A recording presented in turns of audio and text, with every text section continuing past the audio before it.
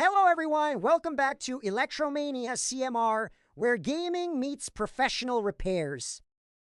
Today I'm working on a blue PlayStation 4 controller brought in by a customer who was experiencing button response issues. Some buttons were either not responding correctly or required excessive pressure to register inputs. To solve the problem, I first carefully disassemble the controller and inspect all internal components.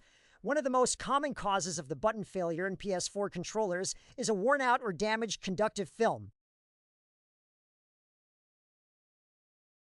As you can see, I'm opening the controller and disconnecting the battery before accessing the main board. This helps prevent accidental damage during the repair process.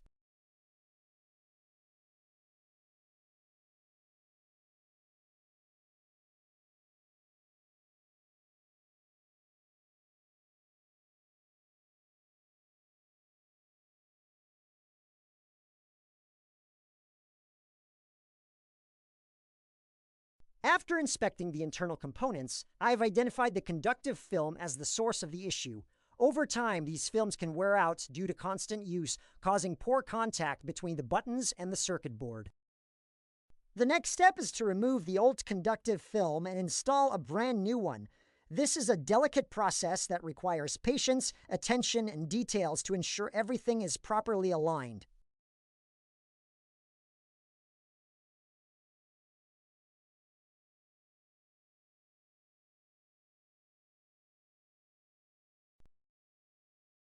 Here is the replacement conductive part. Let's head on and install it.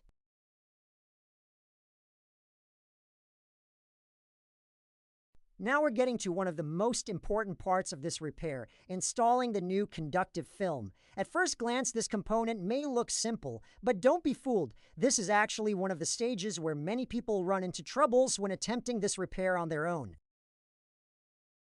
The conductive film must be positioned perfectly. Even a slight misalignment can cause buttons to stop responding properly, register incorrect inputs, or fail completely after reassembly. One of the biggest mistakes beginners make is rushing the step. Because the film is thin and flexible, it can easily shift out of place while the controller is being closed. Everything may look fine from the outside, but once the controller is power on, some buttons simply will not work as expected. That is why patience and attention to details are extremely important here. I always take my time to make sure every contact point is sitting exactly where it should be before moving to the next step. This is also why some DIY repairs ends with the controller being reopened multiple times.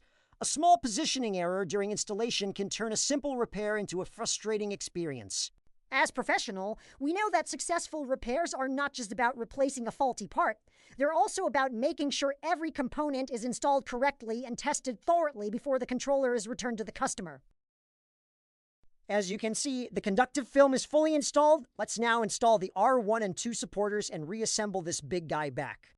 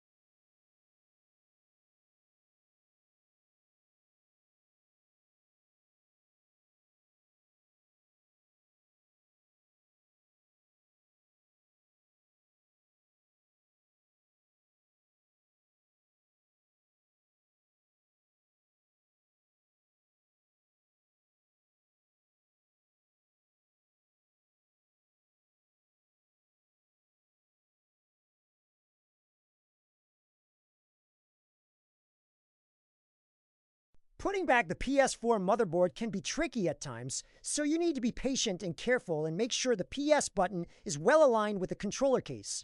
If not, it wouldn't fit into the controller case.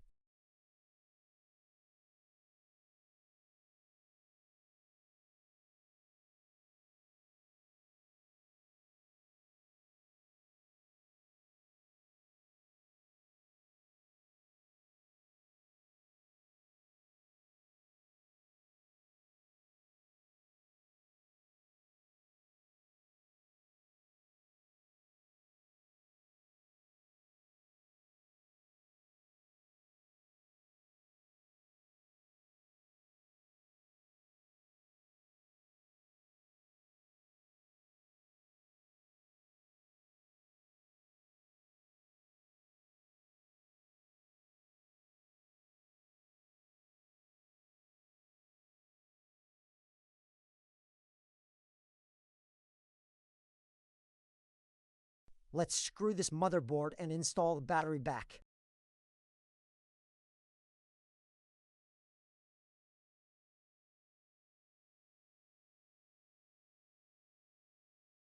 This is another important point to note. Setting back the circuit connector to the motherboard requires a full concentration and also make sure the connector fit in properly.